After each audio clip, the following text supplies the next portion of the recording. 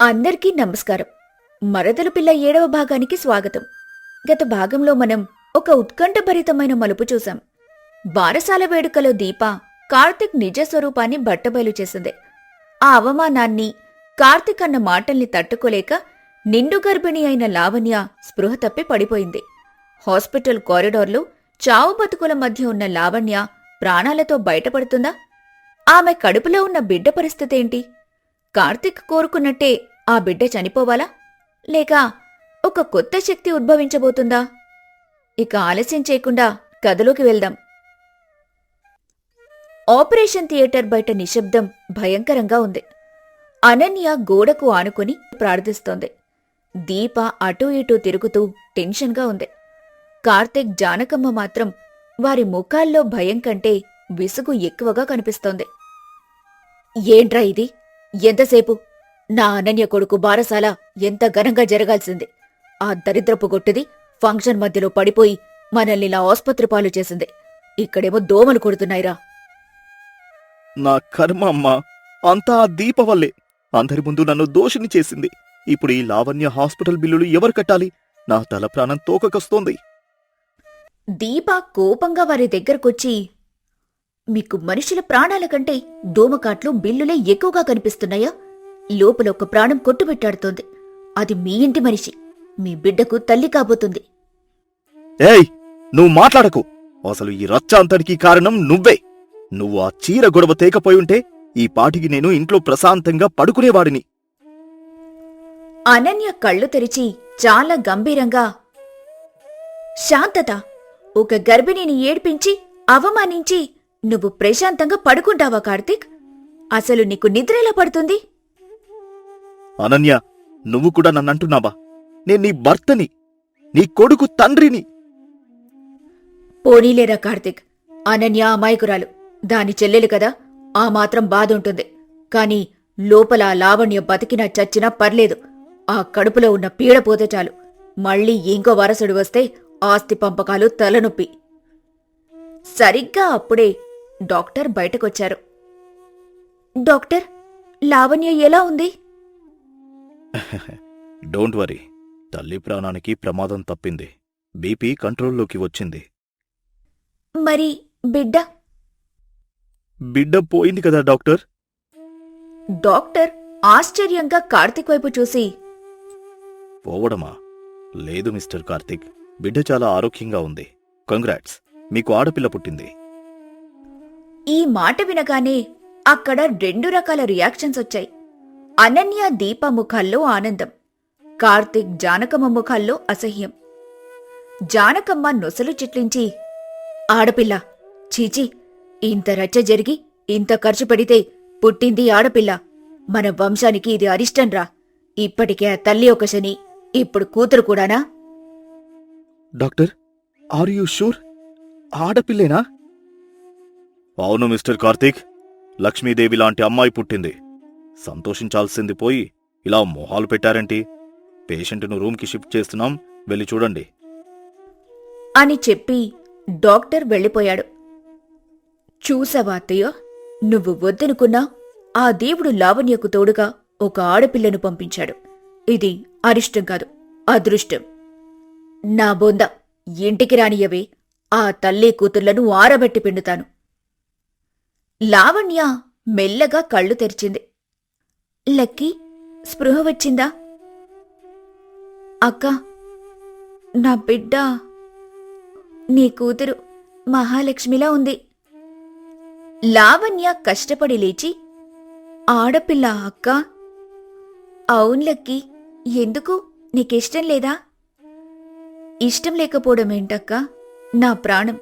కాని భయం వేస్తోంది. ఈ ఆడపిల్ల కూడా నాలాగా మోసపోతుందేమో అని, నాలాగా ఏడుస్తుందేమో అని. అలా ఎందుకు జరుగుతుంది లక్కీ? నువ్వు అమాయకురాలివి కాబట్టి మోసపోయావు. కాని ఈ పిల్ల సింహంలా పెరుగుతుంది. మనమే పెంచుతాం. అంతలో డోర్ దడదడ బాదుతూ కార్తిక్ లోపలికొచ్చాడు. వెనుక జానకమ్మ ఉంది. కార్తిక్ ఊయల వైపు కూడా చూడకుండా లావణ్యతో, లేచావా మహారాణి?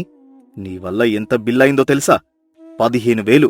కేవలం ఒక ఆడపిల్ల కోసం 15,000 తగలెట్టావు. బావా, పాపను ఒక్కసారైనా చూడు బావా, అచ్చం నీలాగే ఉంది. వాడిలా ఉంటే వాడికేం లాభం? రేపొద్దున పెళ్లి చేసి కట్నమిచ్చి పంపించాలి. అదే మగపిల్లాడైతే ఆస్తిని పెంచుతాడు. నువ్వు నీ కడుపు అంతా దండగా. లక్కీ, నాకొక విషయం క్లియర్గా చెప్పు. ఈ పిల్లను మనం పెంచుకోవడం నా వల్ల కాదు. ఇప్పటికే నాకు ఆఫీస్ టెన్షన్లు, ఈఎంఐలు ఉన్నాయి. అనన్య కొడుకును చూసుకోవడమే నాకు పెద్ద బాధ్యత. సో నేను డాక్టర్తో మాట్లాడాను. ఇక్కడ దగ్గరలో ఒక అనాథాశ్రమం ఉంది. వాళ్ళు పిల్లల్లేని వాళ్లకు దత్తతీస్తారు. ఈ పిల్లను వాళ్ళకిచ్చేద్దాం. లావణ్య గుండె ఆగినంత పనైంది. బాబా, ఏం మాట్లాడుతున్నావ్? ఇది మన రక్తం, మన బిడ్డ. దాన్ని వదిలించుకుందామంటావా? అవును, నాకు ఆడపిల్లలంటే ఇష్టం లేదు. అది నాకు బరువు. నీకు నా ఇంట్లో ఉండాలని ఉంటే ఆ పిల్లను వదిలేసిరా. లేదంటే నువ్వు కూడా ఆ పిల్లతో పాటు బయటకు పో. దీప ఆవేశంతో, డ్రై కార్తిక్, ఆగు దీప. ఈరోజు లావణ్య మాట్లాడాలి. ఈ యుద్ధం తనది. అప్పటి వరకు నీరసంగా ఏడుస్తూ ఉన్న లావణ్య కార్తిక్ మాటలతో ఒక్కసారిగా మారింది.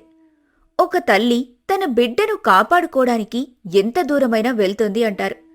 ఆ క్షణం లావణ్యలో ఉన్న ప్రేమికురాలు చచ్చిపోయింది.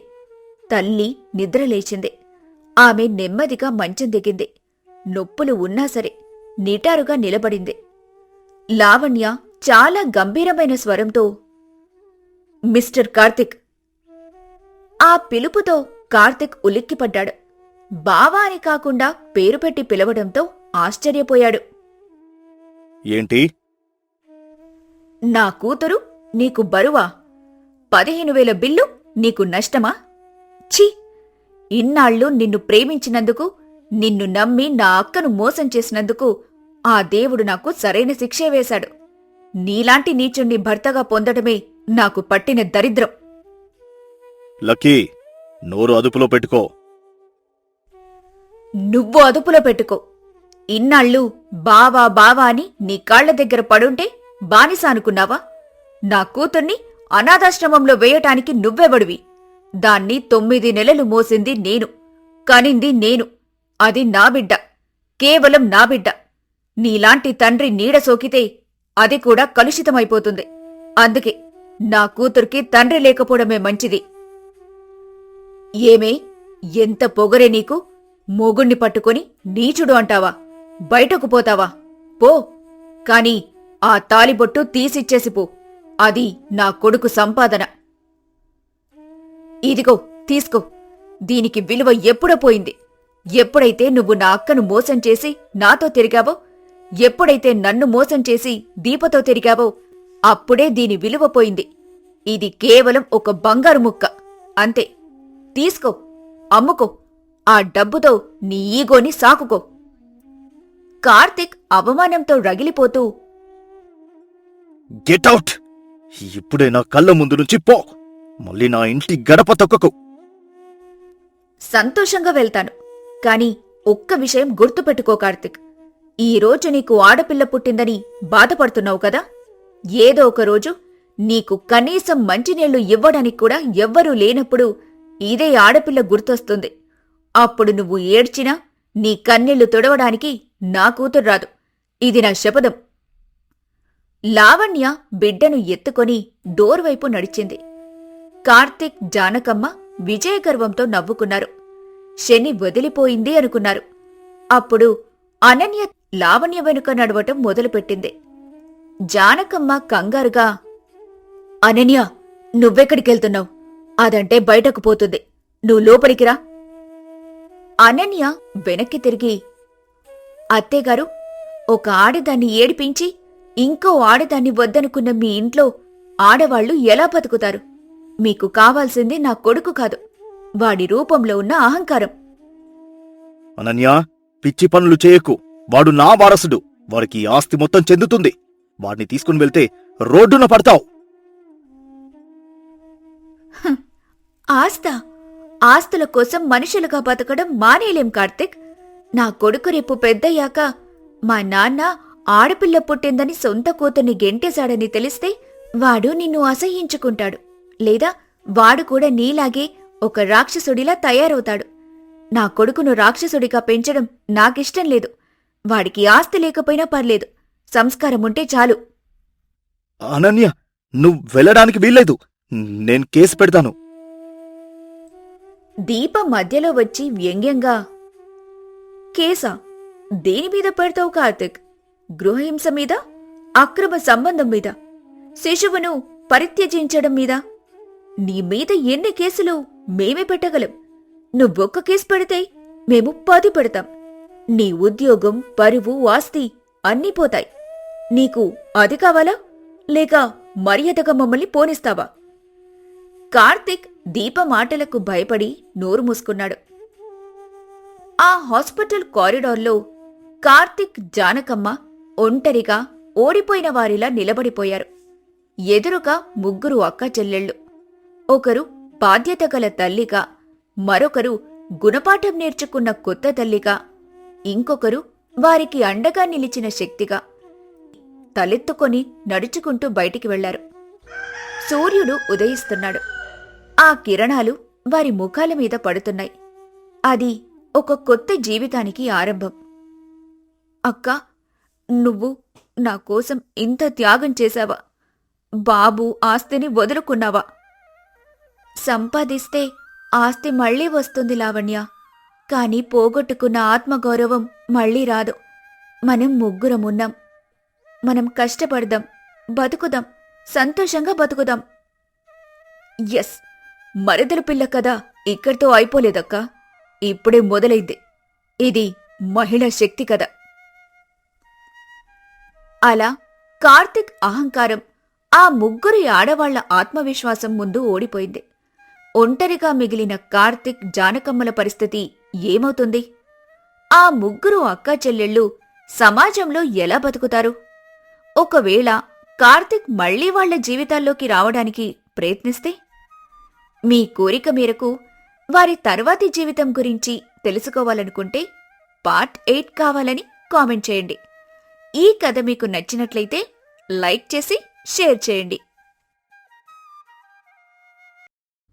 రోజా హైదరాబాద్లో ఒంటరిగా పోరాడుతుంటే అంజనా తన కూతురితో కలిసి అదే నగరంలో పావులు కదుపుతోంది.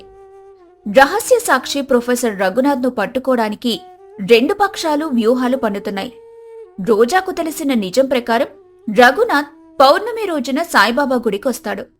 అంజన పన్నిన కుట్ర ప్రకారం రఘునాథ్ను బయటకు రప్పించడానికి ఒక అబద్ధపు సంస్మరణ సభ ఏర్పాటు చేయబడింది. 2 ఒకే రోజు, ఒకే సమయం. ఇప్పుడు రోజా ముందున్నది అగ్నిపరీక్ష. ఏ దారి నించుకోవాలి, ఏది నిజం, ఏది ఉచ్చు? ప్రదేశం రోజా ఉంటున్న హాస్టల్ గది. రాత్రి నిశ్శబ్దంగా ఉంది. కాని రోజా మనసులో మాత్రం పెనుతుఫాను. చేతిలోని ఫోన్లో మెరిసిపోతున్న సందేశం ఆమెను వణికిస్తోంది. ఒకవైపు గుడి, మరోవైపు అబద్ధపు సంస్మరణ సభ. తన అత్త ఎంతటి క్రూరత్వానికైనా తెగించగలదని ఆమెకు బాగా తెలుసు. బతికున్న మనిషిని చనిపోయాడని ప్రకటించి ఒక సాక్షిని బయటకు రప్పించాలన్న ఆలోచనే ఆమెకు అసహ్యాన్ని కలిగించింది. ఏం చెయ్యాలి? నేనిప్పుడు ఏం చెయ్యాలి? అజ్ఞాత వ్యక్తి చెప్పిన దాని ప్రకారం సంతాప సభ ఒక ఉచ్చు. అంటే నేను అక్కడికి వెళ్ళకూడదు. కాని ఒకవేళ ప్రొఫెసర్ గారికి ఆ రచయిత అంటే నిజంగానే ప్రాణమైతే, ఆయన ఆ సభ నిజమని నమ్మి అక్కడికి వెళ్తే అప్పుడు అత్తయ్య చేతికి చిక్కిపోతారు. లేదు, నేనలా జరగనివ్వను. ఆమె ఆలోచనలు వేగంగా పరిగెత్తాయి. ఒకవేళ నేను గుడికి వెళ్తే అక్కడ ప్రొఫెసర్ గారు రాకపోతే నేనిక్కడ సమయం వృధా చేసినట్టవుతుంది. అక్కడ ఆయన ప్రాణాల మీదకొస్తుంది. నేను 2 చోట్ల ఉండలేను. నాకు సహాయం కావాలి. కానీ ఎవరినడగాలి? ఈ నగరంలో నాకెవ్వరూ తెలీదు. ఆమెకు ఒక్కసారిగా తన మామయ్య శంకర్ గారు గుర్తొచ్చారు. ఆ ఇంట్లో తనను అర్థం చేసుకున్న ఏకైక వ్యక్తి ఆయనే. డైరీ చదివాక ఆయన పడిన ఆవేదన ఆమె కళ్ల ముందు కదిలింది. ఆయన కూడా నిజం తెలుసుకోవాలని తపన పడుతున్నారు. అవును, మావయ్య గారితో మాట్లాడాలి. ఆయనకు నా మీద నమ్మకముంటే ఖచ్చితంగా సహాయం చేస్తారు. కానీ అత్తయ్య ఇంట్లో నా మీద నిఘా పెట్టుంటారు కదా. ఆయన నాతో మాట్లాడితే ఆమెకి తెలిసిపోదా? ఆమె ఒక క్షణం ఆలోచించి ఒక కొత్త సిమ్ నుండి ఆయనకు ఫోన్ చేయాలని నిర్ణయించుకుంది. ఇది ప్రమాదకరమైన ఇప్పుడిది తప్ప వేరే దారి లేదు. వణుకుతున్న చేతులతో శంకర్ గారి నంబర్కు డయల్ చేసింది. శంకర్ తన గదిలో నిద్రపట్టక శారద పాత ఆల్బం చూస్తున్నారు. అప్పుడే ఆయన ఫోన్ మోగింది. ఒక కొత్త తెలియని నంబర్ నుండి కాల్. మొదట ఆయన దాన్ని పట్టించుకోలేదు. కానీ అది పదే పదే మోగుతుండటంతో విసుగ్గా లిఫ్ట్ చేశారు. హలో, ఎవరు? మావయ్య గారు, నేను రోజాని. ఆ గొంతు వినగానే శంకర్ ఉలిక్కిపడి రోజా, నువ్వా? ఎక్కడున్నావమ్మా? పుట్టింటికి వెళ్ళావు కదా, ఈ కొత్త నెంబర్ ఏంటి? మావయ్య గారు, నేను చెప్పేది ప్రశాంతంగా వినండి. నేను పుట్టింటికి వెళ్ళలేదు. నేను హైదరాబాద్లో ఉన్నాను. హైదరాబాదా? ఒంటరిగానా? ఎందుకు? ప్రొఫెసర్ రఘునాథ్ గారిని వెతకడానికొచ్చాను మావయ్య గారు. ఆయనే శారద గారి చావుకి అసలైన సాక్షి. చింపేసిన పేజీలు ఆయన దగ్గరే ఉన్నాయి. నీకెలా తెలుసమ్మా ఈ విషయం? అదంతా తర్వాత చెప్తాను మావయ్య గారు. కానీ ఇప్పుడు మనం ఒక పెద్ద ప్రమాదంలో ఉన్నాం. అత్తయ్య, నవ్య కూడా హైదరాబాద్లోనే ఉన్నారు. వాళ్ళు కూడా ప్రొఫెసర్ గారి కోసమే వెతుకుతున్నారు. రోజా అంజన పన్నిన అబద్ధపు సంతాప సభ గురించి, తనకు తెలిసిన గుడి విషయం గురించి అన్నీ పూసగుచ్చినట్టు చెప్పింది. శంకర్ వింటున్న కొద్దీ ఆయన రక్తం మరిగిపోయింది. అంజన ఇంత నీచానికి దిగజారిందని ఆయన నమ్మలేకపోయాడు. ఛీ! ఎంతటి రాక్షసి! బతికున్న మనిషిని చంపేసి ఒక మనిషిని బయటకు రప్పించాలని చూస్తోందా? అవును మావయ్య గారు. రేపు ఉదయం ఆ సభ, అదే సమయానికి గుడిలో పూజ. ఆయన ఎక్కడికి వస్తారో తెలీదు. మనం ఆయన్ని కాపాడాలి. అందుకు నాకు మీ సహాయం కావాలి మావయ్య గారు. ఆ మాటతో శంకర్ ఒక్క క్షణం ఆలోచించాడు. నువ్వేమీ భయపడకమ్మా. నువ్వు ఒంటరివి కాదు. నేను నీ వెంటే ఉన్నాను. నేను ఇప్పుడే ప్రసాద్కు ఫోన్ చేసి విషయం చెప్తాను. నువ్వు తెలివిగా ఆలోచించావు. మనం రెండు చోట్ల మనవాళ్ళుండేలా చూసుకోవాలి. నువ్వు గుడి దగ్గరికి వెళ్ళు. నువ్వు ఒక ఆడపిల్లవి. గుడిలో అయితే నీకు కొంచెం సురక్షితంగా ఉంటుంది. ఆ సంతాప సభ దగ్గర చాలా ప్రమాదం పొంచి ఉంది. అక్కడికి నేను, ప్రసాద్ చూసుకుంటాం. మేం పోలీసులను పంపిస్తాం. నువ్వు ప్రొఫెసర్ గారిని కలిస్తే వెంటనే నాకు ఫోన్ చెయ్యి. జాగ్రత్తమ్మా. ఆ మాటలతో రోజాకు కొండంత ధైర్యం వచ్చింది. తను ఒంటరి కాదన్న భావన ఆమెకు కొత్త శక్తినిచ్చింది. మరుసటి రోజు ఉదయం అంజనా, నవ్య ఇద్దరూ యుద్ధానికి సిద్ధమైన సైనికుల్లా తయారయ్యారు. అంజన ఫోన్లో ఎవరికో కఠినమైన ఆదేశాలు ఇస్తోంది. వినండి, ఆ సభకు వచ్చే ప్రతి ముసలివాణ్ణి గమనించాలి.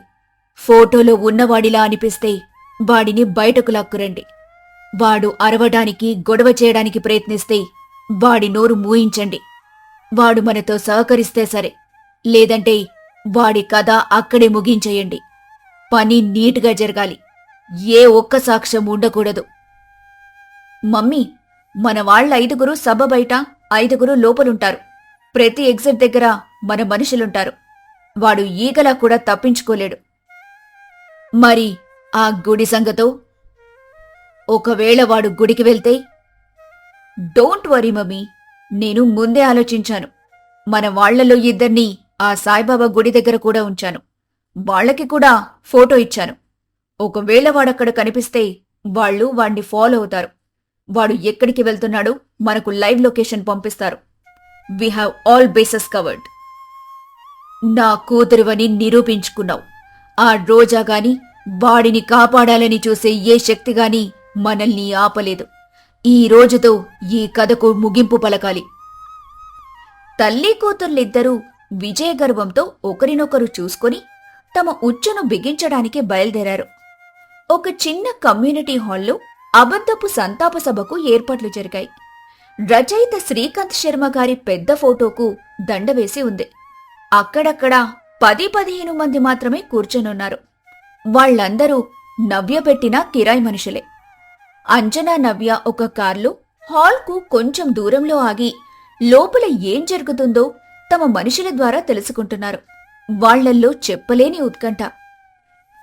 ఏమైనా అప్డేట్ ఉందా? ఎవరైనా వచ్చారా? లేదమ్మా, వచ్చే వాళ్ళంతా మన మనుషులే, కొత్తగా ఎవరూ రాలేదు. ఓపిక పట్టు నవ్య. పక్షి గూటి నుండి బయటకు రావాలంటే సమయం పడుతుంది. వస్తాడు, ఖచ్చితంగా వస్తాడు. వారి ఎదురుచూపులు కొనసాగుతున్నాయి. పౌర్ణమి కావడంతో గుడి భక్తులతో కిటకిటలాడుతోంది. రోజా ఒక సాధారణ భక్తురాలిలా ఒక మూలగా ఉన్న మర్రి చెట్టు కింద కూర్చొని ఉంది. ఆమె కళ్ళు గుడిలోకి వచ్చే ప్రతి ముసలి వ్యక్తిని వెతుకుతున్నాయి. ఆమెకు కొంచెం దూరంలో అంజన పంపిన 2 గూండాలు కూడా జనంలో కలిసిపోయారు. అదే పని మీద ఉన్నారు. సమయం గడుస్తోంది. రోజాలో ఆందోళన పెరుగుతుంది. ఒకవేళ ఆయన రాకపోతే? ఒకవేళ అత్తయ్య పన్నిన ఉచ్చుకే భయపడి ఆయన బయటకు రావడం మానేస్తే?